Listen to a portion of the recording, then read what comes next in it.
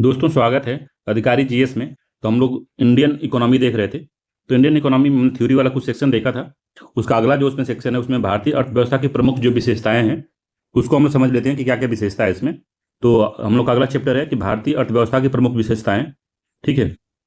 तो अब अर्थव्यवस्था तो विशेषताएं तो कुछ ना कुछ होंगी ही, तो उसी को जानने की कोशिश करते हैं। और इसी में हम लोग देखेंगे कि 1991 1991 की जो क्राइसिस आई थी, 1991 वाली जो क्राइसिस थी, उसके बाद एलपीजी जो रिफॉर्म हुआ है तो उसमें क्या क्या बदलाव हुए तो उसको हम थोड़ा समझ लेंगे। ठीक है। उसके बाद हम लोग बैंकिंग वाला सेक्टर में चलेंगे। तो बैंकिंग सेक्टर से जो क्वेश्चन बहुत ज़्यादा पूछता है तो उसमें ऐसा मतलब कि पढ़ाया जाएगा कि आपको एकदम से कहीं और पढ़ने की जरूरत नहीं पड़ेगी। ठीक है।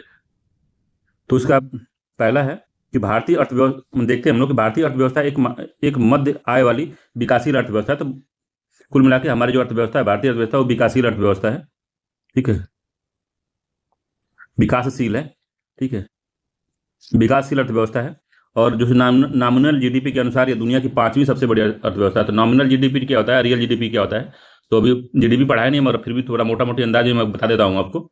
तो जो नॉमिनल जीडीपी होता है वो वर्तमान मूल्य पे जो जीडीपी काउंट होता है उसको नॉमिनल जीडीपी कहते हैं। जैसे वर्तमान 2024 का जब 2025 का जब जीडीपी काउंट होगा तो उसको हम कहेंगे नॉमिनल जीडीपी। और जब उसको हम किसी बेस ईयर के साथ एडजस्ट करते हैं, उसको महंगाई से एडजस्ट करते हैं उसको, या बेस ईयर से एडजस्ट करते हैं, तो उसको हम रियल जीडीपी कहते हैं कि एक्चुअल में कितना ग्रोथ हुआ है। ठीक है। तो नॉमिनल जीडीपी के अनुसार हम लोग पांचवी सबसे बड़ी अर्थव्यवस्था है दुनिया में।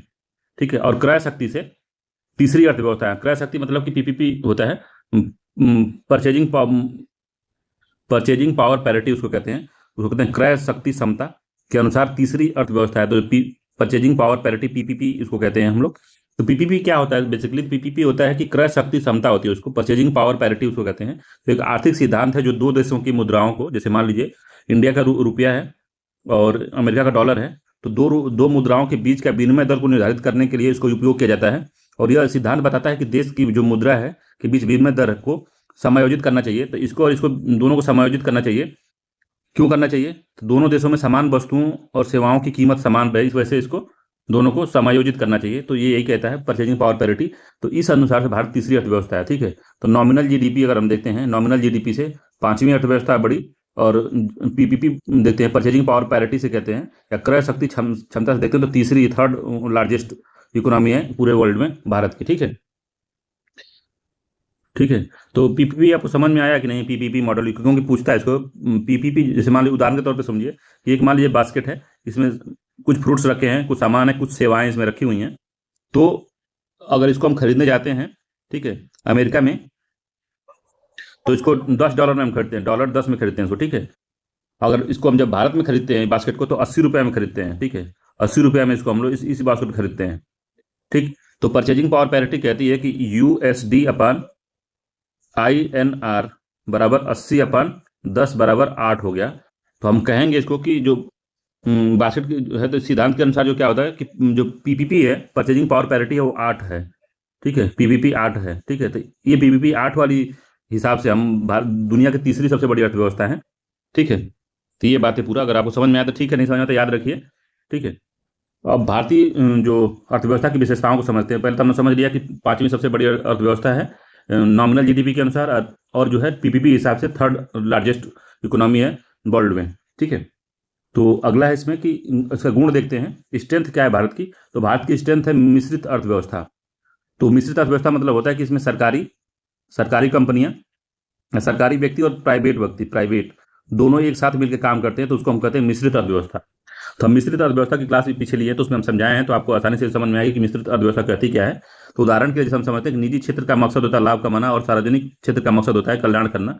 ठीक है। उदारीकरण ने निजी क्षेत्र में शासन की भूमिका को सीमित करने में मदद की है। तो निजी क्षेत्र में शासन की भूमिका को, ठीक है, तो इसको जब हम उदारीकरण पढ़ाएंगे तब इसमें हम समझाएंगे इस बात को, तो ये कह रहा है। ठीक है। तो भारतीय अर्थव्यवस्था दर्शाती है कि हमारी जो है इसमें निजी और सार्वजनिक दोनों है। तो इस वजह से क्या होता है, अगर मान लीजिए किसी निजी वाले में क्राइसिस आती है, मतलब कि पूंजीवाद में क्राइसिस आती है, तो हम लोग का जो ये समाजवादी जो भी थोड़ा सा अंश है इसमें, जिसमें संसाधन सरकार के पास होता है, तो वो हमको बचा लेता है। अगर समाजवादी में दिक्कत क्राइसिस आती है तो हमको निजी वाले बचा लेता है। तो हम लोग की स्ट्रेंथ ये है कि हमारे यहाँ मिश्रित अर्थव्यवस्था है, तो इससे थोड़ा फायदा होता है। कृषि प्रधानता है हमारे देश में। अगला गुण है कि कृषि प्रधानता है। तो कृषि प्रधानता का मतलब कहने का मतलब है कि हमारे यहाँ जो 50% से अधिक लोग हैं, ठीक है, 60% के आस मान लीजिए, तो वो लोग कृषि में जुड़े हुए हैं। कृषि क्षेत्र में जुड़े हुए हैं। और जीडीपी का एक बड़ा हिस्सा जो अगर 18-20% के आसपास, टोटल जीडीपी का 20% के आसपास लगभग कृषि क्षेत्र से आता है।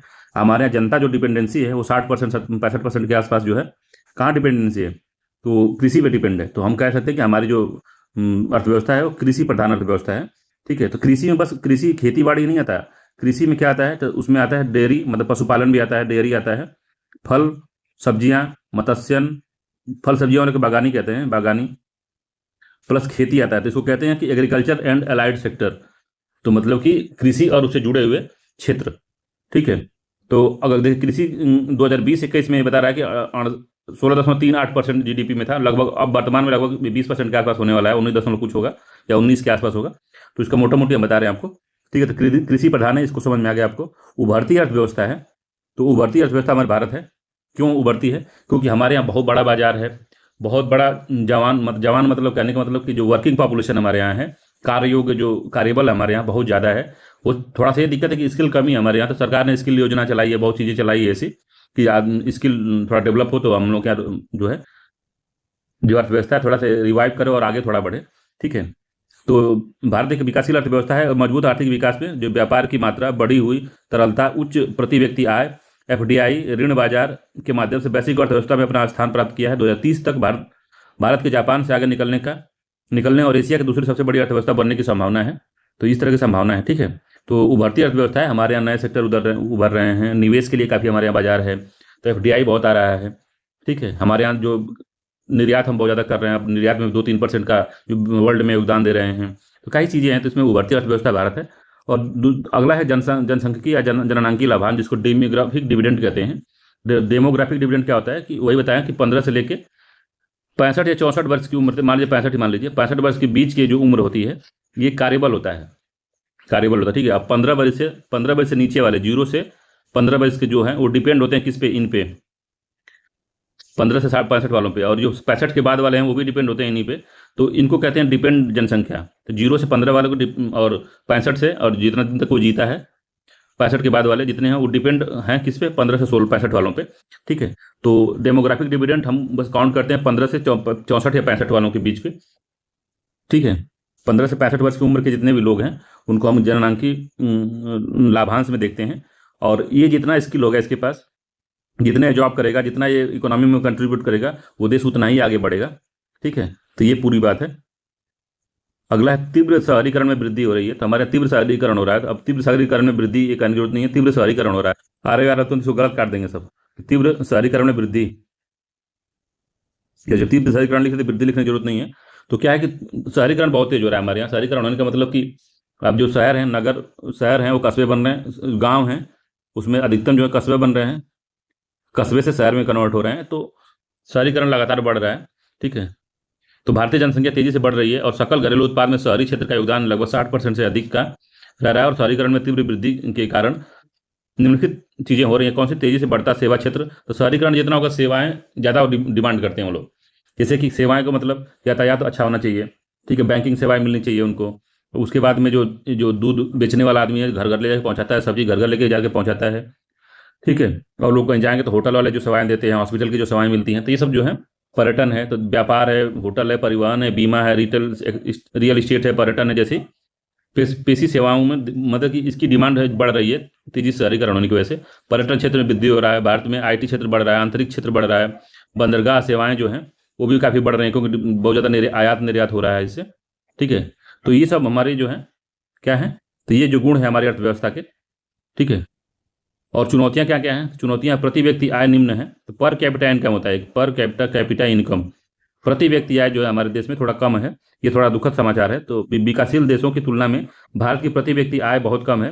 केंद्रीय सांख्यिकी कार्यालय जो है एनएसओ के अनुसार 2021-22 के दौरान प्रति व्यक्ति आय जो है 18.3% से बढ़ के 1.5 लाख रुपए हो गई है, ठीक है। स्थिर कीमतों पर प्रति व्यक्ति आय जो है 2021-22 में लगभग 91,480 थी, अब बहुत हुई होगा, तो लगभग 1 लाख के आसपास हुआ होगा। वर्तमान में देखें तो 1 लाख या 1 लाख के आसपास इस तरह से कुछ हुआ होगा, ठीक है। अगला एक विशाल जनसंख्या है। जनसंख्या विशाल है भी एक चुनौती का कारण है। तो इसमें इसको स्वास्थ्य सेवा देना, शिक्षा देना, फ्री एजुकेशन देना, राशन पानी बांटना, तो ये सब चुनौतियाँ बहुत ज़्यादा हैं, ठीक है। आर्थिक विषमता है और निर्धनता है। तो आर्थिक विषमता बहुत ज़्यादा है, जो एक सेक्टर बहुत ज़्यादा अमीर है, एक सेक्टर बहुत ज़्यादा गरीब है।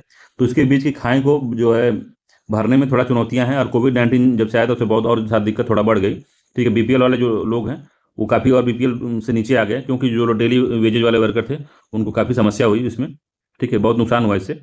ठीक, पुरानी तकनीक का यूज कर रहे हैं अभी, क्योंकि जब कैपिटल कैपिटल बहुत ज़्यादा हमारे पास नहीं है तो पुरानी तकनीक है। और बाकी हमारे यहाँ जो लेबर है वो स्किल ज़्यादा नहीं है नई तकनीक को चलाने के लिए, तो हमारे यहाँ पुरानी तकनीक का यूज हो रहा है। तो उसमें थोड़ा सा ये है कि जो कौशल युक्त कार्यबल नई तकनीक अगर हम लाएंगे, महंगी तकनीक लाएंगे, तो उसमें कौशल युक्त कार्यबल की आवश्यकता होगी, जो हमारे यहाँ नहीं है। अगर हम बाहर से किसी को बुलाते हैं तो उसमें क्या होता है कि ज़्यादा पैसा उनको अफोर्ड देना पड़ता है। ठीक है, समझ रहे हैं। तो ये थोड़ा है, पुरानी तकनीक से थोड़ा नुकसान हो रहा है, और जो थोड़ा महंगे प्रोडक्ट हमारे बनते हैं उससे, और थोड़ा स्लो बनते हैं, तो थोड़ा कुशल श्रमिकों की अनुपस्थिति के कारण जो है प्रौद्योगिकी बहुत ज़्यादा हम लेके आ नहीं पा रहे हैं। किसान और सूक्ष्म और लघु उद्योग आधुनिक और अधिक उत्पादक तकनीक को वहन नहीं कर सकती, जो आर्थिक विकास में संकट उत्पन्न कर रही है। ठीक है, अपर्याप्त रोजगार सृजन हो रहा है। तो हमारा जो है कि रोजगार रहित वृद्धि हुई है, जॉबलेस ग्रोथ हुआ है हमारे देश में। तो बढ़ती आबादी के साथ बेरोजगार युवाओं का प्रतिशत बढ़ रहा है। साथ ही हमारी अर्थव्यवस्था में वृद्धि की तुलना में रोजगार सृजन नहीं हो पा रहा है। तो इसको हम लोग जॉबलेस ग्रोथ भी कहते हैं, रोजगार रहित वृद्धि कह रहे हैं, कुछ अर्थशास्त्री इसको कहते हैं। लगभग आधी आबादी कृषि में लगी हुई है। बेरोजगार कार्यशील जनसंख्या अर्थव्यवस्था के लिए चुनौती बनी हुई है। ठीक है, और ये पीरियोडिक लेबर फोर्स जो है सर्वेक्षण जो कहता है कि 2019-20 में लगभग 4.8 की तुलना में 2020-21 में बेरोजगारी दर 4.2 थी, जो कि बेरोजगारी दर बढ़ी ही है। ग्रामीण ग्रामीण क्षेत्र में 3.3% और शहरी क्षेत्र में 6.7% की बेरोजगारी दर दर्ज की गई है। तो बेरोजगारी है, ये कहने का पूरा मतलब है। पूंजी निर्माण जो निम्न है, तो कैपिटल जो सकल नियत पूंजी निर्माण जो है हमारे देश का, देखिए जो जिस देश का जो पूंजी निर्माण उच्च दर पे है वो बहुत तेजी से ग्रोथ करता है, वो जो देश है।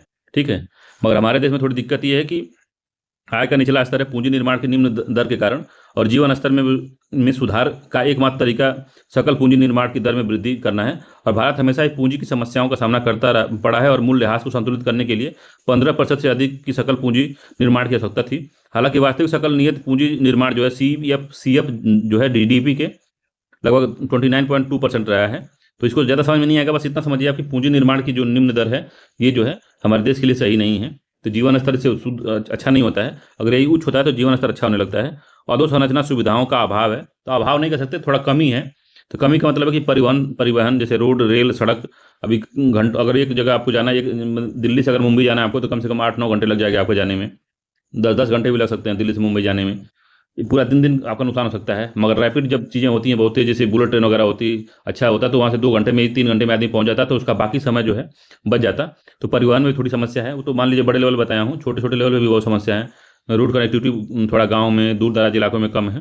संचार की सुविधा उतना सही नहीं, बिजली उत्पादन में भी दिक्कत है, बैंकिंग और ऋण वाली सुविधाओं में भी अभी उतना ज़्यादा जो है समावेशन नहीं आया है। और स्वास्थ्य में भी थोड़ा सा अभी खर्चा करने की जरूरत है। तो कह दे रहे हैं कि स्वास्थ्य में लगभग 6-7% के आसपास जीडीपी का खर्च करें, मामला कुछ समझ में आए। ठीक है, 2011 के जनगणना के आंकड़ों के अनुसार भारत में लगभग 7% आबादी है ग्रामीण और स्लम क्षेत्र में रहती है। ठीक है, नेशनल फैमिली हेल्थ सर्वे के अनुसार भारत में 83% घरों में शौचालय की सुविधा उपलब्ध है। लगभग 50% घरों तक की स्वच्छ नल से जल उपलब्धता हो गई है। अब जो है उत्तर प्रदेश में तो लगभग बहुत हर घर नल से लगभग जोड़ दिया गया है, भले से पानी आए ना आए, नल का टोटी घर के पास टंगी हुई है। तो ये सब मामला सही चल रहा है अभी, मगर इसमें बहुत ज़्यादा सुधार की भी जरूरत है। तो चुनौतियाँ ये सब हमारे यहाँ हैं अभी। ठीक है, और अब अगला है कि औपनिवेशिक काल के दौरान भारतीय अर्थव्यवस्था कैसी थी। तो हमारे यहाँ, अब मोटा मोटी बता रहा हूँ, इसको पढ़ के समझाएंगे तो दिक्कत होगी। जब भारतीय अर्थव्यवस्था में जब औपनिवेशिक काल, जब अंग्रेज थे उस समय जब ब्रिटिश शासन थी, तो अर्थव्यवस्था स्वतंत्र थी। ठीक है, तो भारत में ब्रिटिश शासन के आगमन से पहले जो भारतीय अर्थव्यवस्था स्वतंत्र थी, विशेष रूप से अपने हस्तशिल्प उद्योगों के लिए जानी जाती थी। तो हस्तशिल्प था जैसे कि मिट्टी के बर्तन बनाना, और मिट्टी हाथ से ही साड़ी बुनना, रेशम के कपड़े बनाना, कपास के कपड़े बनाना, ये सब हाथ से ही होता था। अब इसको ये हमारी अर्थव्यवस्था के लिए वर्तमान स्वरूप में उत्पत्ति ब्रिटिश शासन की लंबी अवधि हुई है। तो अभी वर्तमान जो स्थिति है, इसका क्या कारण है कि ब्रिटिशों ने बहुत ज़्यादा शोषण किया, हमारे हस्तशिल्प को एकदम से, उद्योग को एकदम से बर्बाद कर दिया। तो इस वजह से थोड़ा सा दिक्कत हो गई। ना तो हमारे यहाँ समझ लीजिए सरप्लस निर्यात होता था, मतलब कि हमारा जो बैलेंस ऑफ पेमेंट है उस समय का, वो सरप्लस में रहता था। कभी भी हमारे यहाँ ज़्यादा आयात नहीं होता था, हम निर्यात करते थे। ठीक है, हमारी अर्थव्यवस्था वर्तमान स्वरूप की उत्पत्ति ब्रिटिश शासन की लंबी अवधि में हुई है। मतलब जब तक शासन की 200-150 साल तक शासन किए, तो उसकी वजह से जो वर्तमान स्थिति ऐसा हुई है। औपनिवेशिक शासन का उद्देश्य भारत के संसाधन संसाधनों का दोहन करना था, तो उसने दोहन किया, यहाँ से कोयला वाला ले गए उठा के, चाय ले गए उठा के पूरा फ्री में, नील की खेती जबरदस्ती करवाए, और बहुत ऐसे संसाधन थे, धन सोना चांदी सब उठा ले गए सब यहाँ से। ब्रिटेन के बढ़ते औद्योगिकरण के लिए कच्चे माल की आपूर्ति के रूप में इसका जो है उपयोग करता था, और शोषणकारी प्रवृत्ति ने यह समझने में मदद की कि भारत को किस प्रकार से विकसित अर्थव्यवस्था को अपनाना चाहिए, मतलब कि किस प्रकार के विकास की अर्थव्यवस्था को अपनाना चाहिए।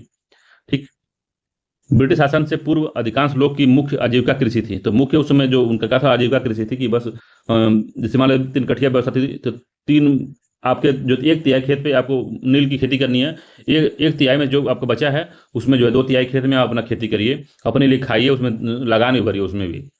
तो इतनी जो बहुत ज़्यादा दिक्कत थी, और बस निर्वाह की किसी कैसे भी चल रही थी। भारत में हस्तशिल्प उद्योग में सूती, रेशम, वस्त्र, कीमती पत्थरों, मसालों, धातु का काम, चीनी आदि के उत्तम गुणवत्ता के लिए दुनिया भर में विख्यात था। उदाहरण के लिए जो है तंजेब या मलमल बंगाल और ढाका के आसपास के स्थानों में प्रसिद्ध एक प्रकार का कपास था, जिसमें लोकप्रिय इतना हासिल की और मलमल कहलाया। इतना लोकप्रिय था वो कपास कि उसको मलमल लोग कहते थे। ठीक है, तो कुल मिला के इतना समझिए कि जो औपनिवेशिक काल, जैसे आज़ादी के बाद पहले का जो मामला था, उसमें हमारा देश जो था बहुत ज़्यादा शोषण हुआ उसका। तो धन बहिर्गमन का सिद्धांत दिए थे दादा बनर्जी, आर.सी. दत्त ने भी उसको लिखा था, और सुब्रमण्यम जी ने भी कुछ उसमें अपना दिया था, उनका आलोचना की थी सरकार की, किस तरह से शोषण कर रहा है हमारे देश का। तो इन सब बातों को आप ध्यान से अगर देखते हैं तो ये पता चलता है कि हमारे देश से अधिकतम संसाधन को लूट लिया गया। घरेलू जो उद्योग थे, हथकरघा था, और जो छोटे छोटे उद्योग थे हमारे, सबको बर्बाद कर दिया गया एकदम से, और इसको बाजार एक बना दिया गया था, किसका, मशीनीकरण वाला सामान का सस्ता बाजार बना दिया गया था भारत को। तो अंग्रेज क्या करते थे, हमारे जो निर्यात होती थी बस्ती, उस पर वो क्या करते थे कि ड्यूटी लगा देते थे ज़्यादा, तो एक्सपोर्ट ड्यूटी लगाते थे, तो उससे क्या था, हमारा सामान जो था बाहर जाने में महंगा हो जाता था। तब क्या करने लगे लोग, जब बाहर हमारे लोग सामान महंगा हो जाएगा, तो बाहर में मशीन, जब नई औद्योगिक क्रांति आ गई थी, तो क्या करेंगे कि वहाँ के जो लोग हैं, तो अब 2 सामान है, एक उनको सुराई चाहिए, मान लीजिए कपड़ा ही चाहिए, तो एक कपड़ा है तो उसकी फिनिशिंग बहुत अच्छी है, मशीन से बना है, फिनिश बहुत अच्छा है उसका, और एक हाथ से बना है, उसकी फिनिश अच्छी नहीं है, फिर भी इसका दाम जो है हमारे 200 रुपया है, इसका दाम 150 रुपया है। तो आदमी 150 रुपया लेगा कि 200 रुपया लेगा, तो 150 रुपया लेगा। तो इससे क्या हुआ, हमारे देश में जो एक्सपोर्ट हो रहा था वो पूरा बर्बाद हो गया। ठीक है, तो औपनिवेशिक शासन में सिर्फ दोहन ही हुआ। ठीक है, और उसने हमको बताया, मतलब जो उसमें पढ़े लिखे लोग थे उनको समझ में आया कि जो है जब हम आज़ाद होंगे तो हमको कैसी अर्थव्यवस्था अपनानी पड़ेगी ताकि हमारा देश जो है स्टेबल अवस्था में आ पाए धीरे धीरे। ठीक है, तो औपनिवेशिक शासन के दौरान आर्थिक विकास भारत की स्वतंत्र अर्थव्यवस्था को केवल कच्चे माल के आपूर्ति के रूप में बदल दिया गया, और ब्रिटेन में निर्मित उत्पादों का केवल उपभोक्ता भारत को बना दिया गया।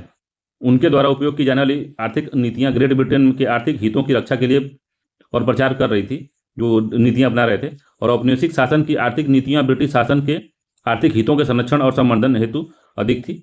ठीक है, नौरोजी जी ने poverty and un British rule of India, जो BK.R. राव जो थे और R.C. देसाई जो थे, इन्होंने ने आलोचना खूब की धन के बहिर्गमन सिद्धांत के रूप में। भारतीय अर्थशास्त्रियों ने जो है जम के आलोचना की, और दादा बनर्जी ने तो poverty and un British rule of India लिखे, इसमें उन्होंने बताया किस तरह से ये लोग धन बाहर लेके जा रहे हैं।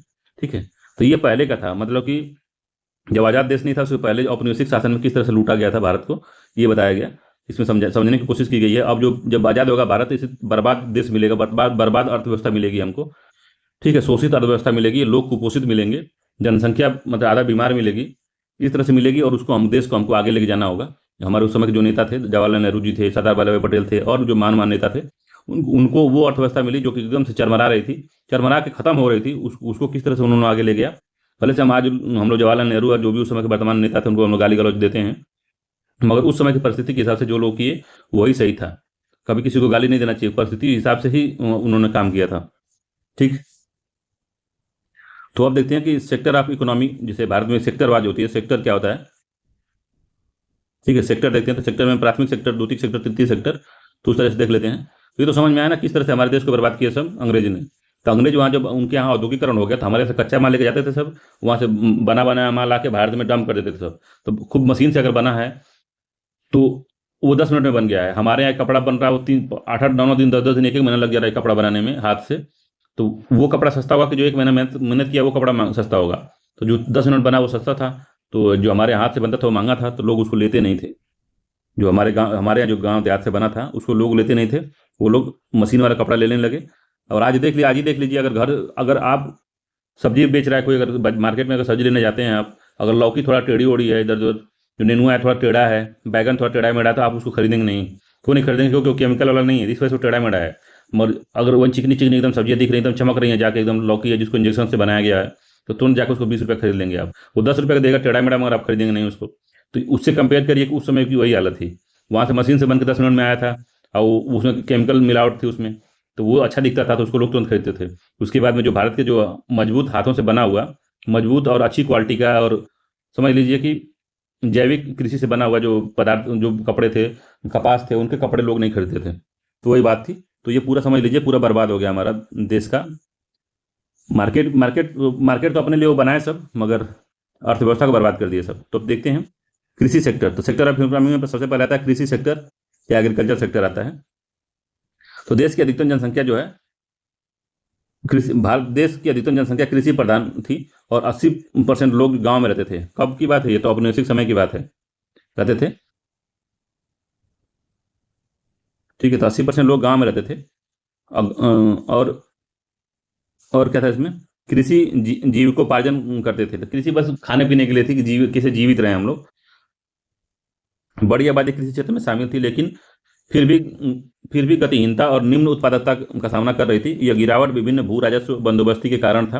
विभिन्न जो नीतियां लागू कर रहे थे लगान लूट चूसने के लिए, तो वो नीतियों के कारण जो था ये सब गिरावट आ रही थी। ठीक है, तो जो बंदोबस्ती थी, तो उसमें क्या था कि अगर मान लीजिए किसी को लीज पे दे दिया गया, सनसेट रूल अपना लिया गया, अगर उसने सही समय पे इस खेत का लगान अगर उनको नहीं दिया तो लगान छीन लिया, ये जो खेत था उस जो जमींदार था जो जिसको दिया गया उसे छीन ली जाती थी। तो ये जमींदार क्या करता था कि इसमें जो है निवेश नहीं करता था, खाद पानी और जो है मशीनीकरण या कुछ तरह का निवेश इसमें ज़्यादा नहीं करता था। क्यों नहीं करता था? क्योंकि उसको पता नहीं था कि ये खेत कब तक हमारा रहेगा, कोई छीन लेगा। आज हमको बढ़िया से इसमें खाद डलवाए, बढ़िया से फसल लगवाए, सिंचाई का साधन उपलब्ध करवाया, पता चले कि अगले दिन हमारे हमारे पास ये रहेगा नहीं। इस वजह से जो जो वहाँ के जब जमींदार थे, वो लोग क्या करते थे कि खेतों में बहुत ज़्यादा ध्यान नहीं देते थे। वो लोग बस वो लगान वसूलते थे, चाहे किसान कैसे भी उनको उसका उत्पादन करे, उनको कोई मतलब नहीं था। क्यों नहीं कहा था? क्योंकि उनका ये था कि कब हमसे छीन लेगा तो हम लोग क्या निवेश करें। जैसे आप ही कहीं काम करने गए हैं और मशीन है, उस मशीन से आपको कभी भी हटाया जा सकता है, या कहीं रूम लेने गए हैं, रूम लेकर रह रहे हैं, उस रूम से कभी मकान मालिक आपको निकाल सकता है। तो आप रूम की सफाई बहुत ज़्यादा से नहीं रखेंगे, उसमें आप फोटो वगैरह जो चिपकाते हैं उसको सजाते हैं, वो सजाएंगे नहीं, क्योंकि आपको पता रहेगा कभी भी निकाल देगा हमको, तो उतना उसमें आप ज़्यादा ध्यान नहीं देंगे। ठीक है, अब बस काम चलाओ, आप भी उसी में रहेंगे। तो उसी तरीके से भूमि क्षेत्र था, इसी वजह से और बर्बाद होता चला गया कृषि हमारी, और गिरावट होती चली गई।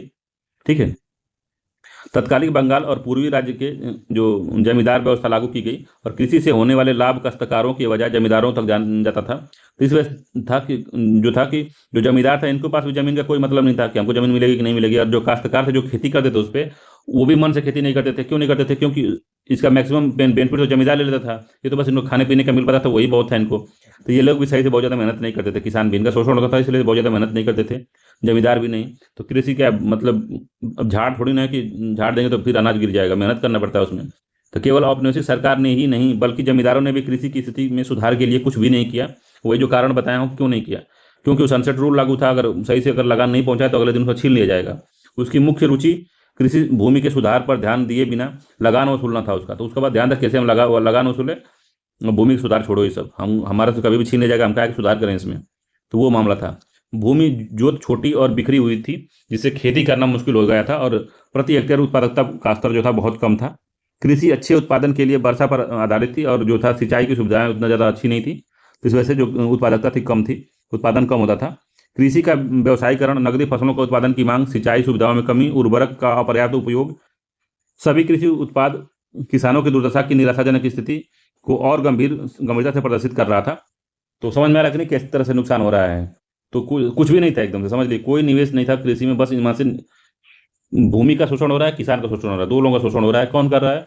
ऊपर अंग्रेज कर रहे हैं, नीचे जो है उनके बिचौलिए जो जमींदार बैठे हैं वो कर रहे हैं। इनके पास दो भूमि के पास, और जो किसान है उनके पास कुछ है ही नहीं। समझ रहे हैं बात को? तो ये पूरा बात है।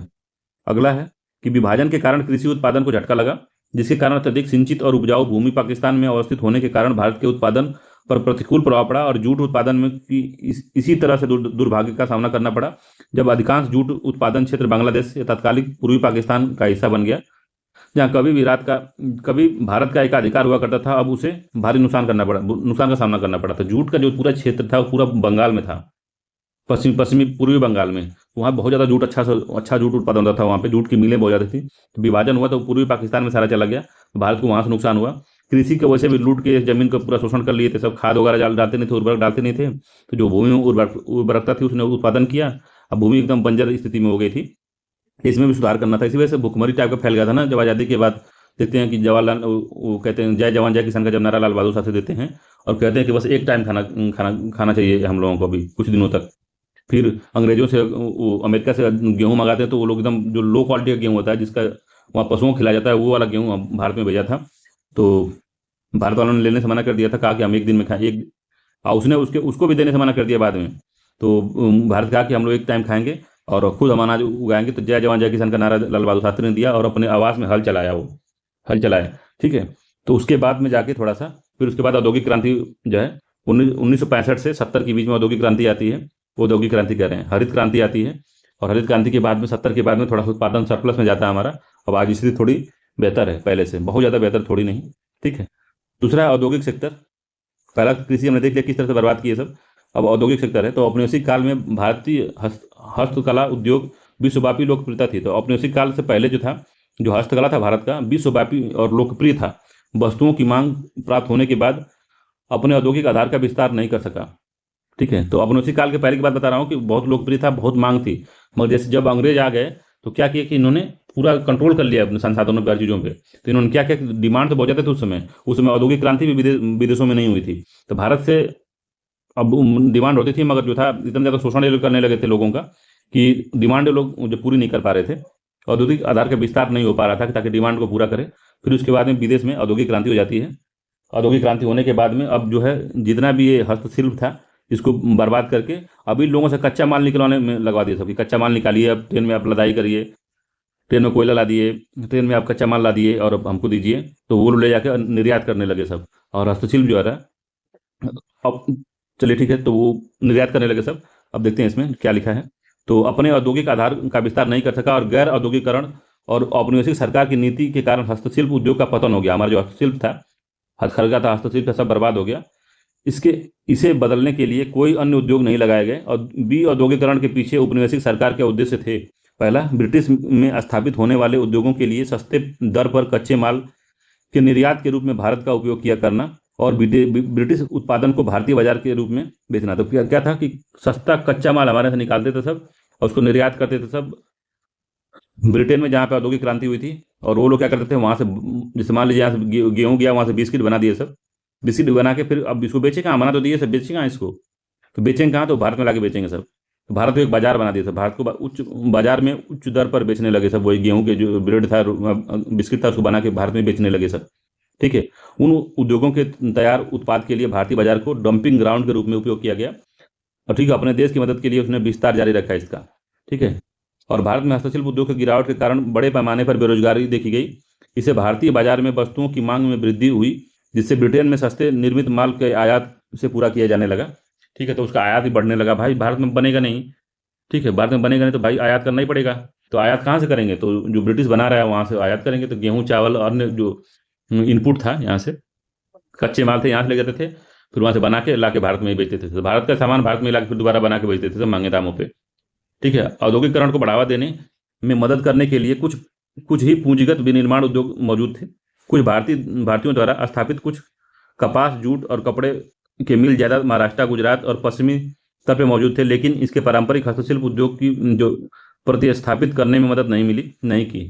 ठीक है। तो जूट नई नई कंपनियों में मतलब जहाँ से अच्छे से एक्सपोर्ट हो सके वहाँ पे वो लगाए। मतलब कि जो तटीय हमारे प्रदेश हैं, जैसे गुजरात है, महाराष्ट्र है, कोलकाता है, उड़ीसा है, तमिलनाडु है, तो इन्हें जहाँ पे निर्यात का अच्छा साधन है वहाँ पे इन्होंने अपनी कंपनियों को लगाया ये सब। और वहाँ से जूट का जो भी माल बनता था उनको बाहर भेज देते थे सब। मगर इन्होंने पारंपरिक हस्तशिल्प उद्योग को थोड़ा भी सपोर्ट नहीं किया। जो हस्तशिल्प हमारा था, जो उन्नत हस्तशिल्प था, उसमें थोड़ा भी इन्होंने निवेश नहीं किया, थोड़ा भी ध्यान नहीं दिया। ठीक है। सकल घरेलू उत्पाद में नए औद्योगिक क्षेत्र के विकास दर का योगदान बहुत कम था और सार्वजनिक क्षेत्र की सहायता के लिए भी बहुत सीमित था। ये औपनिवेशिक सरकार द्वारा किए गए कुछ कार्य जिन्हें उन्हें अपने लाभ के लिए विकसित किया गया था, बाद में सार्वजनिक क्षेत्र के लिए उपयोगी साबित हुए। वे थे तो रेलवे हो गया, बिजली का उत्पादन हो गया, संचार, बंदरगाह, डाक प्रणाली, जो उपनिवेशिक अंग्रेजों ने बनाए थे, जब वो लोग चले गए वहाँ से, भारत को आज़ादी मिली, तो हमको फ़ायदा तब हुआ जाके इसका, तब हम लोग इसका फ़ायदा उठा पाए, इसका हम लोग मज़ा ले पाए, उद्योग का, बिजली का और इसका, ठीक है, डाक का, बंदरगाहों का, रेलवे का। अगला है, ब्रिटिश शासन का उद्देश्य कभी भी ऐसे उद्योग का विकास करना नहीं था जो ब्रिटिश उद्योग का मुकाबला कर सके। यह हमें हमेशा पूंजीगत वस्तुओं के लिए भारतीय उद्योग को ब्रिटिश उद्योग के अधीन बनाना चाहता था, ठीक है, तो इस तरह से शोषण करना चाहते थे वो लोग। फिर विदेशी व्यापार, फॉरेन ट्रेड को किस तरह से प्रभावित किया इन्होंने, तो ये दो या दो से अधिक देशों के बीच वस्तुओं और सेवाओं के आदान प्रदान विदेशी व्यापार कहलाता है। तो भारत प्राचीन काल में ही से राष्ट्रों के साथ व्यापार कर रहा था, लेकिन प्रतिबंधात्मक नीतियों, व्यापार और निर्यात पर लगाए गए शुल्क के कारण यह सब बदल गया, जिसमें भारत के विदेशी व्यापार को प्रतिकूल रूप से प्रभावित किया, जो अंग्रेजों ने लगाए थे। एक्सपोर्ट पर ड्यूटी लगा दी सब, कि अगर 10 रुपये का सामान है तो एक्सपोर्ट पर 20 रुपया ड्यूटी लगा दिया, तो वो 30 रुपये का सामान हो गया। तो अब बाहर हो जाएगा मार्केट में, तो 30 रुपये का कोई सामान, मान लीजिए कि एक पुड़िया, एक पैकेट नमक 30 रुपये का बिक रहा है, और उधर जो मशीन से बना हुआ नमक है वो 10 रुपये का बिक रहा है, तो 30 रुपये वाला कौन खरीदेगा। तो भारत में कच्चे रेशम, कपास, ऊन, चीनी, नील, जूट, मसाले आदि का निर्यातक था, लेकिन तैयार माल जैसे सूती, रेशम और ऊनी कपड़े का आयातक बन गया, ठीक है, आयातक बन गया सीधा। जो यहाँ से रेशम वसम बना के बेचते थे, वहाँ से कपड़ा बना के फिर भारत को भैया ला के बेचते थे सब। भारत निर्यात पर ब्रिटेन का नियंत्रण था। अधिकांश व्यापार को चीन, सिलोन, श्रीलंका, ईरान जैसे कुछ पड़ोसी देशों तक सीमित कर दिए, और व्यापार का सबसे महत्वपूर्ण हिस्सा निर्यात अधिशेष था, और इससे भारत की अर्थव्यवस्था को गंभीर रूप से प्रभावित किया। और निर्यात अधिशेष के परिणाम स्वरूप सोना, चांदी का प्रवाह नहीं हुआ, बल्कि उसका उपयोग ब्रिटेन में स्थापित कार्यालयों द्वारा किया गए खर्च के भुगतान के लिए किया जाता था, ठीक है। तो ये सब भी अधिशेष जो होता था, वो सोना चांदी वाला सब प्रवाह नहीं हो पाया, और जो भी पैसा थोड़ा बनता था तो वो कार्यालय खर्च के में चला जाता था। भारत के अंदर और बाहर औपनिवेशिक सरकारों द्वारा लड़े गए युद्ध पर खर्च, अदृश्य वस्तुओं और आयात से धन की निकासी, तो जो भी पैसा अगर मिलता भी था भारत वालों को, तो वो लोग युद्ध करके खर्चे चला जाता था, युद्ध कर लेते थे, खर्चा हो जाता था उसमें। ये सब चीज़ें बहुत ज़्यादा होने लगी। भेदभावपूर्ण टैरिफ शुल्क लग गया। तो ये पूछता है यूपीपीसी इसमें या यूपीएससी में पूछता है किस तरह से बर्बाद हुआ था। तो भेदभाव टैरिफ था, अगर अगर हमको निर्यात करना तो ज़्यादा टैरिफ लगाएंगे, और आयात करना है तो कम टैरिफ लगाएंगे, तो और सब वस्तुएं सस्ती लगती थी। आयात टैरिफ कम लगेगा, मान लीजिए विदेश से कोई आम मंगा रहे हो और उस पर टैरिफ आपने 0 रखा है, तो जो विदेश में अगर 20 रुपये किलो मिला है तो बस बहुत मिलेगा, तो 30 रुपये बिकेगा। अगर हम टैरिफ अगर 20% लगा देंगे तो तब 60-70 रुपये का बिकेगा। तो वही था कि भेदभाव थी कि यहाँ से जो निर्यात होता था उस पर ज़्यादा लो टैक्स लगा देते थे, जो वहाँ से आयात होता था उस पर टैक्स नहीं लगाते थे, तो सामान भारत में सस्ता हो जाता था। और इस गतिविधि इस नीति से विदेशी व्यापार में बाधक रही, और स्वेज नहर के खुलने के से भारत के विदेशी व्यापार पर ब्रिटेन का नियंत्रण और मजबूत हो गया, ठीक है। तो ये पूरा मामला था इसका। जननांकीय स्थितियाँ, डेमोग्राफिक डिविडेंड क्या थे उसमें, तो भारत की जनसंख्या लगभग 1881 में आयोजित हुई जनसंख्या गणना जो है 1881 में आयोजित हुई, और भारत की जनसंख्या वृद्धि को अंततः दिखाया गया, ठीक है। समग्र साक्षरता 16% थी, जो 2011 में बढ़कर 74% हुई, ठीक है। उच्च मृत्यु दर थी उस समय। सार्वजनिक स्वास्थ्य ढांचे में एकदम से लो गिरावट थी, व्यापक बीमारियां फैली हुई थी, उच्च मृत्यु दर था, और औपनिवेशिक काल के दौरान व्यापक गरीबी थी, ठीक है। गरीबी ने उनके शासन के तहत भारत की आबादी की सबसे खराब स्थिति को प्रदर्शित किया था। जब अंग्रेज यहाँ थे तो भारत की जो आबादी थी सबसे खराब कंडीशन में थी, ठीक है। तो जननांकीय स्थितियाँ बहुत खराब थी। 16% लोग पढ़े थे, यही सोच लीजिए। उच्च जन्म और उच्च मृत्यु दर थी, दोनों उच्च था। सार्वजनिक स्वास्थ्य ढांचा एकदम खराब था, ठीक है। व्यावसायिक संरचना क्या थी, तो व्यवसाय में परिवर्तन नहीं हुआ, क्योंकि अधिकांश जनसंख्या जो थी 70 से 80% जो थी वो कृषि में आश्रित थी, कृषि पर आश्रित थी। निर्माण सेवा क्षेत्र में हिस्सेदारी 10 से 15% थी। उड़ीसा, राजस्थान, पंजाब में के कृषि में कार्यबल की हिस्सेदारी वृद्धि देखी गई थी, बाकी कोई नहीं देखी गई, ठीक है। आधिकारिक संरचना या जो है अवसंरचना किस तरह की थी, अवसंरचना मतलब इंफ्रास्ट्रक्चर होता है, जैसे घर, सड़क, रोडवेज, रेलवे, बंदरगाह, ये सब। तो मूलभूत आधारभूत संरचनाएं जिसमें रेलवे, टेलीग्राफ, पोस्ट, बंदरगाह आदि को लोगों ध्यान में रखकर विकसित नहीं किया गया, बल्कि अपनी सहूलियत के हिसाब से कि किस तरह से हमको फायदा होगा, अंग्रेजों ने विकसित किया था इसको, ठीक है। औपनिवेशिक काल के दौरान सड़कों का निर्माण, तो भारत के भीतर सेना को जुटाने और कच्चे माल को ग्रामीण इलाके से निकटतम रेलवे स्टेशन तक पहुंचाने के लिए ही बस भूमि जो रोड रेल का निर्माण किया गया था। और कोई चीज़ों का निर्माण होता था कि बस अपना बेनिफिट देखते थे सब, बाकी जनता का सहूलियत कोई नहीं देखता था। भारत में रेलवे का आरंभ जो 1854 में हुआ, और डलहौजी ने इसको किया, ठीक है। ये लंबी दूरी की यात्रा की मदद की, ठीक। तो इससे कहीं ना कहीं भारत को भी फायदा हुआ, भारत के एकीकरण में फायदा हुआ, और भारत में गांधी जी घूमे पूरा और सबको तुरंत जोड़े, ठीक है। तो एकीकरण में थोड़ा फायदा हुआ, भले से ये लोग अपने लिए बनाए थे ये लोग, अपना कच्चा माल ढोने के लिए, मगर इससे भारत वालों को भी थोड़ा इसमें फायदा हुआ था। सांस्कृतिक और भौगोलिक बाधाओं को तोड़ दिया इसने, और जिससे कि लोगों में कनेक्टिविटी बढ़ गई। ठीक है, तो कोई भी अगर चीज़ होती थी तो तुरंत अखबार फैल जाता था चारों तरफ। ठीक है, उस समय गाड़ी घोड़ा से पहले तो 10 10 दिन 20 20 दिन पता नहीं चलता था कि पिछले बगल वाले गाँव में हुआ क्या है। ठीक है, बगल वाले गाँव में ही पता नहीं चलता क्या हुआ है वहाँ पे। अब तो मान लीजिए फोन आ जाता है, तुरंत वीडियो वायरल हो जाता है, मगर पहले कुछ था ही नहीं एकदम। समझ लीजिए एक बार लेटर लिखे, मान लीजिए प्रेम पत्र ही कोई लिख रहा था, एक बार लिखा प्रेम पत्र तो 3 महीने बाद उनके यहाँ पहुंचा, 6 महीने बाद पहुंचा, पहुंचा ही नहीं। तो कितने लोगों का तो लव स्टोरी वैसे ही खत्म हो जाती थी वहीं। तो बहुत बुरी कंडीशन थी उस समय, कुल मिला के। ठीक है, इसमें भारतीय कृषि के व्यवसायीकरण में मदद की, किंतु ग्रामीण भारतीय अर्थव्यवस्था की आत्मनिर्भरता को विपरीत रूप से प्रभावित किया इसने। पानी समुद्र के अंतर्देशीय व्यापार मार्ग का विकास अपर्याप्त था, और सरकारी खजाने में भारी लागत पर बनाया गया था ये सब। ठीक है, तो ये पूरा था। तो समझ लीजिए ये पूरी मामला था कि किस तरह से औपनिवेशिक ने शोषण किया, किस तरह से किया, और संरचना किस लिए अपने लिए बनाए थे वो सब, जो भी टेलीफोन, रेल, रोड अपने लिए बनाए थे सब। ठीक है, तो इससे स्वतंत्रता के समय ब्रिटिश औपनिवेशिक शासन का प्रभाव स्पष्ट था कृषि क्षेत्र में। और विशेष श्रम बेहद कम उपलब्धता देखी गई। औद्योगिक क्षेत्र में आधुनिकीकरण, विविधीकरण और निवेश बहुत दूर था। अब बहुत जो आधुनिकीकरण तो मान लीजिए नाम मात्र का भी नहीं था। लोगों के कल्याण के लिए गरीबी और बेरोजगारी के लिए सार्वजनिक नीतियों की आवश्यकता थी। संक्षेप में सामाजिक और आर्थिक चुनौतियों पर काबू पाना बहुत कठिन था। ठीक है, तो बहुत ज़्यादा मुश्किल था। फिर हमने क्या किया, तो अब इसके बाद का जो क्या हुआ, आज़ादी के बाद उन्होंने पंचवर्षीय योजना पढ़े किस तरह से। पंचवर्षीय योजनाओं ने विकास के लिए काम किया।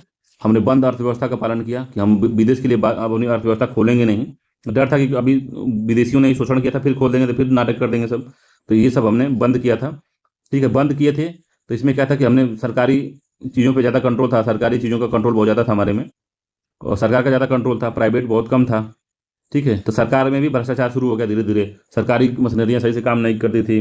जैसे मान लीजिए BSNL हो गया, एयर इंडिया हो गया, कोई भी सरकारी ऑफिस में जाएंगे तो उस समय की जो 1960 के बाद की जो भी जितनी भी कमियां हैं आज भी कहीं ना कहीं विद्यमान है उसमें, देखने को मिलती हैं। तो ठीक है, तो फिर इस तरह से क्या हुआ कि धीरे धीरे खुद अपने अंदर के नेता लोग और अपने अंदर के जो संगठित अपराधी लोग जो थे मिल के फिर से शोषण शुरू कर दिया सब। तो अंग्रेज ने, विदेशियों ने शोषण किया हमको, अब अपने ही लोग शोषण करने लगे। और इतना शोषण किए, इतना शोषण किए, इतना बर्बाद किया सर कि लास्ट में 1991 में चल के क्राइसिस आ गई हमारी, कि हमको बस समझ लीजिए 1 महीने तक का बस तेल आयात करने का हमारे पास पैसा बचा था। पैसा ही नहीं बचा था, इतना शोषण हुआ था, इतना भ्रष्टाचार था, इतना सरकार गिरी उठी गिरी उठी गिरी उठी, अपने में लड़ते रह गए सब, सांप्रदायिक हिंसा, ये सब चीज़ें एकदम से देश को और खोखला कर दिया बाद में। ठीक है, जब तक बहुत अच्छे अच्छे नेता थे, जब तक गठबंधन की राजनीति जब तक नहीं आई थी, तब तक तो सब मामला सही चल रहा था। जैसे ही गठबंधन की राजनीति आई, सब नेता लोग लूटने लगे, अचानक से नेता बहुत ज़्यादा अमीर होने लगे। नेताओं का जो स्वरूप था, नेतागिरी का जो स्वरूप था, एक दूसरे की इज्जत करना, रिस्पेक्ट करना, एकदम से खत्म हो गया। आज तो आज के समय तो एकदम से बदतर हो गया है, समझ लीजिए। नेतागिरी में भी कलयुग चरम पे है। तो उसके बाद में जो क्राइसिस आती है, ये सब शोषण के कारण और भ्रष्टाचार के कारण, और जो हमारी सरकारी मशीनरी है उसकी लापरवाही के कारण 1991 का संकट आया। उस संकट को दूर करने के लिए हम लोग क्या क्या किए, तो अगले वीडियो में उसको हम लोग पढ़ेंगे कि क्या क्या किए। तो 1991 के सुधार के बाद भारतीय अर्थव्यवस्था को हम लोग देखेंगे। ठीक है, तो 1990 से पूर्व सुधार क्या क्या हुआ था, इसको भी हम लोग थोड़ा सा देख ही लेते हैं इसी में, फिर 1991 का देखेंगे। ठीक है, तो 1991 के सुधार के बाद भारतीय अर्थव्यवस्था बता रहा है ना, 1991 का सुधार दिखा रहा है। तो 1990 के पूर्व क्या सुधार हुए थे, पहले 1990 की अवधि में क्या मामला था, तो फिर तब इसको हम लोग देखेंगे। तो सबसे पहले हम लोग क्या किए, तो योजना बनाए, हम लोग पंचवर्षीय योजनाओं पे काम किए। तो योजना के पहले 3 दशक में के दौरान विकास दर में काफ़ी कमी, और औसत विकास दर 3.5 से 4% तक रही। कृषि प्रधान समाज की वजह से कृषि क्षेत्र में वृद्धि अधिक देखी गई, और बहुउद्देशीय परियोजनाएं जैसे बांध निर्माण, हरित क्रांति आदि संभावनाओं ने लगभग 23 से 25% तक वृद्धि दर में मदद की। भारी पूंजी विनिर्माण उद्योग, सिंचाई परियोजनाएं, ताप विद्युत परियोजना विकास और सार्वजनिक परिवहन में वृद्धि हुई। ठीक है, विफलता क्या हुआ, तो रोजगार सृजन के अवसर कम थे, भारत अल्प रोजगार था, बेरोजगारी की समस्याओं का सामना कर रहा था। अगला 75% से अधिक आबादी गरीबी रेखा के नीचे थी, और योजना के दशक गरीबी उन्मूलन और सभी के लिए विकास में सहायता कर पाने में असमर्थ था। अगला, कृषि क्षेत्र में उत्पादकता निराशाजनक और भूमि सुधार कार्यक्रम विफल रहा। कमजोर अप्रतिस्पर्धी औद्योगिक आधार पूंजीगत वस्तुओं के उद्योग को बढ़ावा देने में सक्षम नहीं था। ठीक है, तो ये सब विफलता था। अब चलिए देखेंगे 1900, अब जो बाकी जो है उसको आगे देखेंगे अगले वीडियो में। चलिए इसको खत्म ही कर लेते हैं, बहुत ज़्यादा नहीं बचा है। तो देखते हैं इसमें। तो 1991 सुधार देख लेते हैं। सुधार के बाद भारतीय अर्थव्यवस्था में क्या हुआ। तो भारत बाजार अर्थव्यवस्था और नियोजित अर्थव्यवस्था प्रणाली दोनों की विशेषताओं से जोड़कर एक मिश्रित अर्थव्यवस्था का अनुसरण करता है। तो मिश्रित अर्थव्यवस्था है तो पहले ही हमने बता दिया है, ठीक है। अगला है इसमें कि 1991 में भारत को बाहरी ऋण में वृद्धि से संबंधित आर्थिक संकट का सामना करना पड़ा, अर्थात सरकार विदेश के अपने ऋण भुगतान में असमर्थ रही, ठीक है। अगला है विदेशी मुद्रा भंडार, जिसमें केंद्रीय बैंक आरबीआई व्यापार संतुलन को नियंत्रण में रखने और पेट्रोल और अन्य महत्वपूर्ण वस्तुओं के आयात के लिए बनाए रखने में असमर्थ रही, और 15 दिन के लिए भी अपर्याप्त स्तर तक गिर गया था कि 15, इनके पास इतना भी फॉरेक्स रिजर्व विदेशी मुद्रा नहीं थी कि 15 दिन तक ये पेट्रोल और अन्य जो महत्वपूर्ण सामान है, जो जरूरी चीज़ें जो विदेश से होती ही होती हैं, वो आ सकें। तो ऐसा संकट आ गया था ये। तो इसको कहते हैं हम लोग बैलेंस ऑफ पेमेंट संकट या भारतीय विदेशी मुद्रा संकट कहते थे इसको। तो संकट के कारण आवश्यक वस्तुओं की कीमतों में वृद्धि हुई और सरकार को विकासात्मक रणनीतियों को बदलने में मदद करने के लिए एक नीति नियम को लागू करने के लिए मजबूत होना पड़ा, ठीक है। तो वो नीति नियम को लागू करने में मजबूत होना पड़ा। तो फिर हमने सफलता देख लिया, असफलता भी देख लिया। 90 से पूर्व क्या सुधार हुए। परेशानियां तो पहले से थी, तो 90 से पहले सुधार हमने देख लिया, सफलता और असफलता वाली। अब अब इस जनरेशन कैसे हुआ था, जो ये सुधार के लिए जो किए हम लोग, ये सुधार संकट के लिए, ये वाला 1991 का सुधार जो था, नरसिम्हा राव जो थी की सरकार थी उस समय, और मनमोहन सिंह को उन्होंने बुलाया था इसे बदलने के लिए, ठीक है। तो 1980 के दशक के आर्थिक संकट क्या थे। तो सार्वजनिक व्यय अपने राजस्व की तुलना में अधिक था, जो सरकार ने बैंकों के माध्यम से घाटे को पूरा करने के लिए उधार लिया था, ठीक है। घाटे की वित्त व्यवस्था होती थी उस समय पे बैंकों से। देश के भीतर लोगों और अंतर्राष्ट्रीय वित्तीय संस्थानों से ऋण लिया गया, तो सबसे ऋण ले लिया गया। आवश्यक वस्तुओं की कीमत में वृद्धि हो गई, निर्यात के स्तर में वृद्धि के बिना आयात में वृद्धि होने लगी, ठीक है। विदेशी मुद्रा भंडार में गिरावट हो गई, जो कि पेट्रोलियम, विलासिता की वस्तुओं आदि के आयात को वित्त पोषित करने के लिए पर्याप्त नहीं था, ठीक है। अंतर्राष्ट्रीय उधारदाताओं को पुनर्भुगतान तथा ब्याज भुगतान के लिए पर्याप्त विदेशी मुद्रा उपलब्ध नहीं थी। सरकार के पास विकास कार्यक्रम पर खर्च करने के लिए अतिरिक्त राजस्व सृजन नहीं हो पा रहा था, ठीक है। संकट को कम करने के लिए भारत ने पुनर्निर्माण और विकास के लिए अंतर्राष्ट्रीय बैंक IBRD, जो लोकप्रिय रूप से विश्व बैंक जिसको कहते हैं, और IMF के पास गुहार लगाना शुरू किया, प्लीज हमको दे दीजिए, कुछ दे दीजिए, ठीक है। तो अंतर्राष्ट्रीय मुद्रा कोष में ये भाई कर रहे थे जाके वहां पे। तो अंतर्राष्ट्रीय मुद्रा कोष से संपर्क किया गया और संकट का प्रबंधन करने के लिए ऋण के रूप में $7 बिलियन प्राप्त किए, और ऋण प्राप्त करने के लिए अंतर्राष्ट्रीय एजेंसियों द्वारा आर्थिक नीति के निर्माण में कुछ महत्वपूर्ण परिवर्तन करना चाहती थी। तो IMF ने कहा, हम आपको देखिए, कहानी इसमें बहुत तगड़ी है। कहानी अगर बताने लगूंगा तो 2-3 घंटा हो जाएगा। इसमें शॉर्ट में बता रहा हूँ, जो लिखा उतना ही बता रहा हूँ कि हम लोग के पास पैसा तो नहीं था, देश को लूटे सब नेता मिल के, पूरा मतलब अमीर होते गए अमीर नेता लोग, और जनता को इन्होंने देखिए लूटे, वो तो ठीक था, और बाकी सरकार काम भी करते, ऐसा नहीं है। तो काम गरीबी हटाओ चीज़ों में खर्चा हो रहा था, पैसा सार्वजनिक व्यय ज़्यादा हो रहा था, रोड रेल सब बन रहा था, मगर टैक्स के रूप में, राजस्व के रूप में पैसा बहुत ज़्यादा नहीं आ रहा था, तो उसे भी कम थोड़ा होगा ही। निर्यात बहुत ज़्यादा बंद अर्थव्यवस्था थी, तो निर्यात हम लोग के पास ज़्यादा नहीं था। निर्यात हम करेंगे तभी तो हमारे पास विदेशी मुद्रा आएगी, तो हम लोग सिर्फ आयात ही करते थे, तो उससे कम था विदेशी मुद्रा हमारे पास। तो ये सब चीज़ें थी, बंद अर्थव्यवस्था थी हमारी, कुछ चीज़ के लिए बस खुली थी, हम लोग बस निर्यात कुछ चीज़ करते थे, आयात बहुत ज़्यादा चीज़ करते थे, तो पैसा आएगा कहाँ से। तो हम जब क्राइसिस हो गया तब हम गए वर्ल्ड बैंक के पास। तो वर्ल्ड बैंक ने कहा कि भैया देखिए, हम बैलेंस ऑफ पेमेंट या व्यापार में जो घाटा होता है उसके लिए विदेशी मुद्रा हम नहीं देते हैं, हम देंगे बस आपको रोड रेल, गरीबी के लिए कोई प्रोग्राम चलाना है, बांध बनाना है, बड़ी बड़ी चीज़ों के लिए मैं देता हूँ, जो डेवलपमेंट का कार्य होता है, पूंजीगत जो लोन आप हमसे मांगिए तो हम देंगे आपको, वित्तीय लोन हम नहीं दे पाएंगे। तो कहाँ जाए फिर, तो ये लोग कहे कि जाइए IMF के पास। तो इंडियन जो है IMF इंटरनेशनल मॉनेटरी फंड के पास गए, IMF के पास। तो उसने क्या किया कि ठीक, हम पैसा देंगे आपको, 7 बिलियन देंगे हम डॉलर, मगर हमारा कुछ शर्तें हैं, ठीक है। शर्तें क्या थी, तो नई आर्थिक अंतर्राष्ट्रीय संगठनों के लिए बदली शर्तें क्या क्या उन्होंने बताई। तो नई आर्थिक नीति की घोषणा कीजिए, फर्मों के प्रवेश के लिए और निकास की बाधाओं को दूर करिए, मतलब अपनी अर्थव्यवस्था जो बंद है आपकी, जो डर के मारे बंद किए हैं कि विदेशी फिर से आके हमारे देश को फिर से लूटेंगे या वो करेंगे, उसको आप पहले बंद करिए, और बंद अर्थव्यवस्था का सबके लिए खोलिए, ग्लोबलाइज करिए उसको, सबके लिए खोलिए।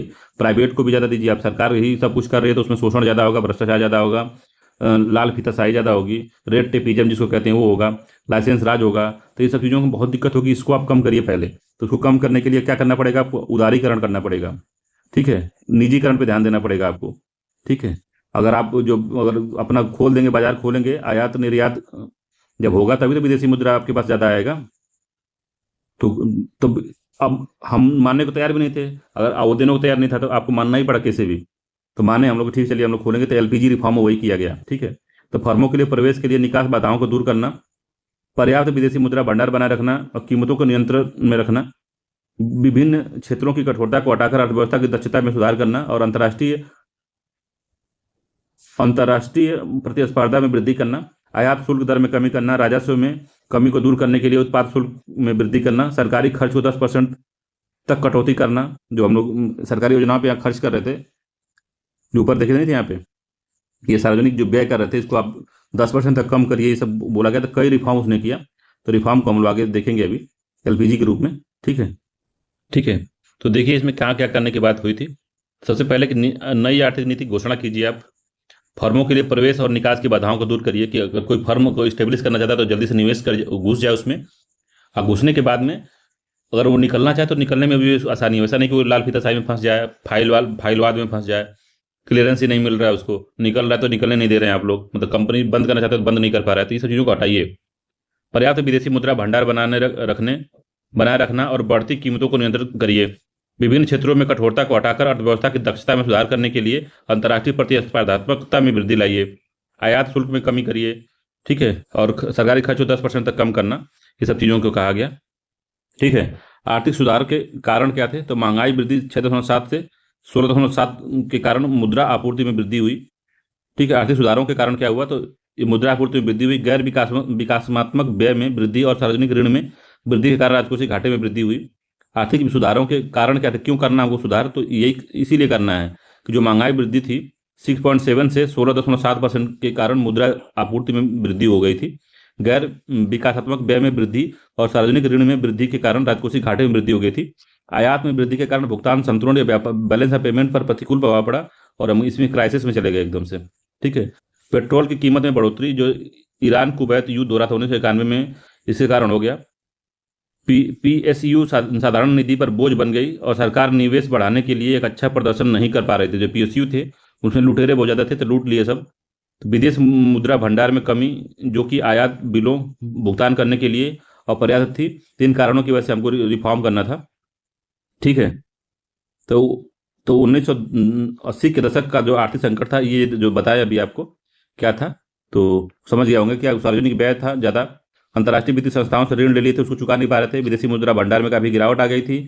और संकट को कम करने के लिए हमने जब बैंक से पैसा मांगा, उनसे विश्व बैंक से, आईएमएफ से, तो उन्होंने कहा कि नई आर्थिक नीति लाइए, ठीक है, और लिबरलाइज करिए, आयात शुल्क को कम करिए, सरकारी खर्चा कम करिए, ठीक है। तो ये सब के करने के लिए तो एलपीजी रूपरेखा हम देखेंगे कि एलपीजी कैसे रिफॉर्म किया गया, कैसे रिफॉर्म किया एलपीजी ने इसका, ठीक है। तो अब देखते हैं हम लोग। तो एलपीजी की रूपरेखा क्या है? तो उदारीकरण हम करेंगे, पहले लिबरलाइज करेंगे, अपनी अर्थव्यवस्था को हम खोलेंगे, लिबरलाइज करेंगे। किसके लिए? तो पहला, निजी क्षेत्र के उद्योग और व्यवसाय को व्यापार करने की अधिक स्वतंत्रता हम देंगे। उस पर सरकारी नियंत्रण कमी करेंगे हम, ठीक है। नियमों प्रतिबद्धताओं को कम करके अर्थव्यवस्था के विभिन्न क्षेत्रों को खोलने की अनुमति देंगे कि हम हर क्षेत्र को खोल रहे हैं, ठीक है। तो हर क्षेत्र को हम खोलेंगे, ठीक है। औद्योगिक लाइसेंस और पंजीकरण को हटाएंगे। लाइसेंसिंग राज या जो इंस्पेक्टर राज था उसको हम कम करेंगे। लाल फीता जो रेड टेपिज्म था उसको कम करेंगे। तो औद्योगिक लाइसेंसिंग और पंजीकरण को हटाया।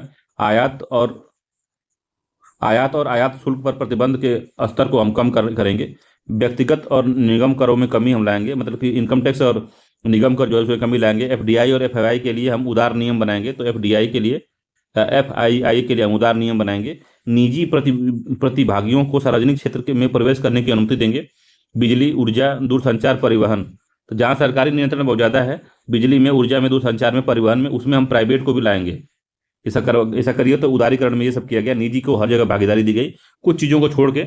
जहाँ पे कुछ चीज़ों में अगर आपको 8-9 चीज़ ऐसी थी जिसमें लाइसेंस लेना आपको जरूरी था, बाकी चीज़ों को हमने खोल दिया, ठीक है। ये उदारीकरण था, उदार बन गई अर्थव्यवस्था हमारी। फिर था निजीकरण, प्राइवेटाइजेशन जिसको कहते हैं।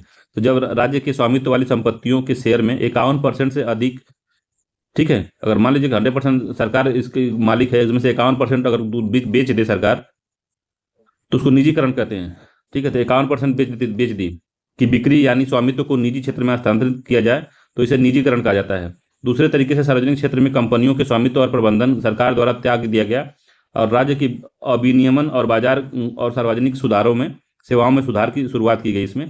तो जो सरकार मालिक थी, वो मालिक अपना 49% की शेयर अपने पास रख लिया, 51% जो प्राइवेट को बेच दिया, दूसरा कोई किसी को मालिक बना दिया। ठीक है, राज्य की संपत्तियों को निजी क्षेत्र के लिए खोल दिया गया। निजी क्षेत्र को निवेश और स्वामित्व का हस्तांतरण दिया गया। वित्तीय प्रणाली में सुधार और आधुनिकीकरण को अपनाने के लिए संपत्तियों का विनिवेश किया गया। डिस इन्वेस्टमेंट जो होता है, जो यही डिस इन्वेस्टमेंट है, 11% बेच देना ही, अपनी जो सार्वजनिक संपत्ति का 51% बेच देना ही डिस इन्वेस्टमेंट कहलाता है। अगर 10% भी बेचना डिस इन्वेस्टमेंट है, और 51% बेचना स्ट्रेटेजिक डिस इन्वेस्टमेंट कहलाता है।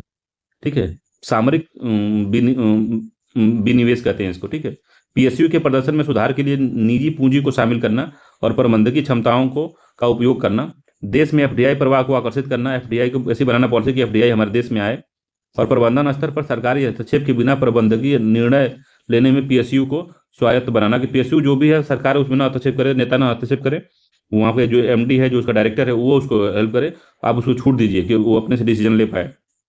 ठीक है, ग्लोबलाइज किया गया, भूमंडलीकरण या वैश्वीकरण किया गया। तो कैसे किया गया? तो राष्ट्रों के बीच आर्थिक एकीकरण, परस्पर निर्भरता को वृद्धि की गई। अंतर्राष्ट्रीय सीमाओं के माध्यम से वस्तुओं और सेवाओं, पूंजी, श्रम, अप्रबंधित आवाजाही को अपनाया गया। वैश्विक अर्थव्यवस्था और समाज को इस तरह से जोड़ता है कि पृथ्वी पर एक होने में होने वाली घटना का प्रभाव दुनिया के दूसरे हिस्से में पड़ता है। तो मतलब भूमंडलीकरण यही है कि हर चीज़ को जोड़ता है, ऐसे जोड़ता है कि अगर यहाँ पे घटना हो रही है, पूरे ग्लोब है, ये बड़ा सा ग्लोब है, तो यहाँ पे घटना हो रही है तो ये लोग भी प्रभावित होंगे इससे। ठीक है, तो सभी प्रभावित होंगे, जो जो इनसे जुड़े हैं सब लोग प्रभावित होंगे। तो ग्लोबलाइजेशन यही है कि एक जगह घटना हो रही है तो सभी प्रभावित हो रहे हैं, तो ग्लोबलाइजेशन कहते हैं उसको। ठीक है, तो अंतर्राष्ट्रीय सीमाओं के माध्यम से वस्तुओं और सेवाओं, पूंजी, श्रम, अप्रबंधित आवाजाही हो। वैश्वीकरण अर्थव्यवस्था और समाज को इस तरह से जोड़ता है कि पृथ्वी के एक कोने में अगर घटना होती है तो दूसरा कोना उसका प्रभावित होता है। ठीक है, जिससे एक सीमा युक्त विश्व की रचना का प्रयास किया जाता है। ठीक है, संस्कृति में वसुधैव कुटुंबकम जो है, ये भूमंडलीकरण का एक उदाहरण के तौर पर उसको देख सकते हैं। ठीक है, वसुधैव कुटुंबकम का उदाहरण जो है, भूमंडलीकरण को समझ सकते हैं आप। ठीक है, एक गांव बना लेना, पूरा दुनिया का गांव गांव में बदल देना। आयात पर सीमा शुल्क कम करके विदेशी उत्पादों के प्रवाह को घरेलू बाजार में खोलना। ठीक है, व्यापार गतिविधियों को प्रोत्साहित करने के लिए आयात लाइसेंसिंग को समाप्त करना और टैरिफ प्रतिशुल्क बाधाओं को समाप्त करना। अर्थव्यवस्था के खुलने से एफडीआई विदेशी मुद्रा भंडार में तेजी से वृद्धि हुई। तो एफडीआई जब आएगा तेजी से वृद्धि होगी ही। गवर्नमेंट ऑफ इंडिया ने विभिन्न परियोजनाओं में इक्विटी के माध्यम से विदेशी पूंजी के प्रवाह की अनुमति दी। डब्ल्यूटीओ के साथ अंतर्राष्ट्रीय समझौते पर हस्ताक्षर करके ट्रिप्स, व्यापार संबंधित बौद्धिक संपदा अधिकार, जो ट्रिप्स है व्यापार संबंधित निवेश का उपाय, इनसे जुड़ा भारत, और जो है अपना वैश्वीकरण में अपना भाग लिया। ठीक है, तो अर्थव्यवस्था पे क्या क्या प्रभाव पड़े वैश्वीकरण के? तो पहला, विदेशी व्यापार में भारत की हिस्सेदारी में वृद्धि हुई। एफडीआई और एफआईआई के माध्यम से विदेशी निवेश में वृद्धि हुई, जिससे कि बैलेंस ऑफ पेमेंट जो है हमारा, जो विदेशी मुद्रा भंडार बढ़ा हमारा। ठीक है, विदेशी मुद्रा भंडार में 2022 तक 600 बिलियन अमेरिकी डॉलर से अधिक है अभी वर्तमान में। विदेशी कंपनियों के आगमन के कारण तकनीकी विकास हुई, आधुनिक बेहतर प्रौद्योगिकी के प्रवाह को संभव बनाया। उदाहरण के लिए मारुति सुजुकी, हीरो होंडा आदि आई, जो कि आज हम देख सकते हैं कि कितना उसका यूज हो रहा है। गुणवत्ता में सुधार हुआ, उत्पाद मूल्य और विपणन ने ब्रांड विकास में मदद की। विदेशी कंपनियों ने रोजगार के मुद्दे को सुलझाने में मदद किया। उदाहरण के लिए एमएनसी, बीपीओ आदि जो है उनमें जो काफ़ी लोगों को रोजगार दिया। ब्रेन ड्रेन जो था, शिक्षित व्यक्तियों का भारत के बजाय विदेशी में नियोजित होना के प्रतिशत में कमी आई, कि विदेश में भारत के लोग बहुत ज़्यादा, जो ब्रेन ड्रेन मतलब दिमागी लोग थे, उनको पैसा भारत में ज़्यादा नहीं मिल पाता था तो विदेश चले जाते थे, तो उनको रोकने में थोड़ा मोड़ा मदद मिली। अगला नकारात्मक प्रभाव क्या पड़ा? तो घरेलू उद्योग को नुकसान हुआ और घरेलू प्रतिस्पर्धा में वृद्धि हो गई। श्रम गहन प्रौद्योगिकी के कारण श्रम का शोषण होने लगा। दीर्घ कार्यावधि के कारण जो है असंगठित क्षेत्र का शोषण होने लगा। संस्कृति और भारतीय मूल्य की प्रणालियों में प्रतिकूल प्रभाव पड़ा, संस्कृति थोड़ा गिरने लगी। अंतर्राष्ट्रीय उद्योग में के प्रवेश से घरेलू उद्योग का दबाव में वृद्धि हुई। तो ये सब वृद्धि देखने को मिली हमको जब वैश्वीकरण को अपनाया गया। ठीक है, तो उदारीकरण और निजीकरण की नीतियों की मदद से वैश्वीकरण के नकारात्मक सकारात्मक परिणाम हैं। ठीक है, तो उदारीकरण निजीकरण की नीतियों की मदद से वैश्वीकरण के नकारात्मक और सकारात्मक परिणाम हैं। नवोन्मेष और उन्नति के विकास के रूप में देखा जाना चाहिए। इसकी तुलना पिछले काल से की जानी चाहिए, जहां हमने शुरुआत की थी और हम अब कहाँ पहुंचे हैं। तो एलपीजी सुधार ने भारत के साथ साथ अन्य देशों को भी असीमित अवसरों और उच्च प्रौद्योगिकी के कारण द्वारा विकासशील देशों को भी महत्वपूर्ण भूमिका प्रदान किया है। ठीक है, तो एलपीजी का मतलब समझने का मतलब ये था कि हमने अब उनको खोला, इंस्पेक्टर राज कम किया, लाइसेंस राज कम किया।